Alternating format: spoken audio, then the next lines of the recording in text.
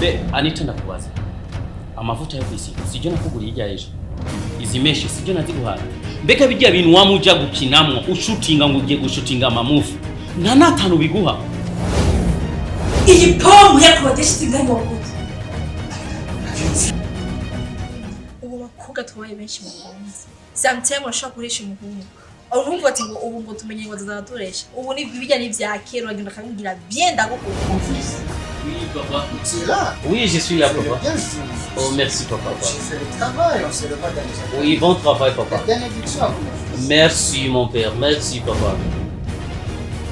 Nakubujije nzosubire kandi kumbwira ibintu bya nyina. Kare uzovuze ngo?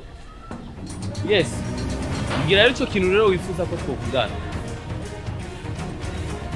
Ya.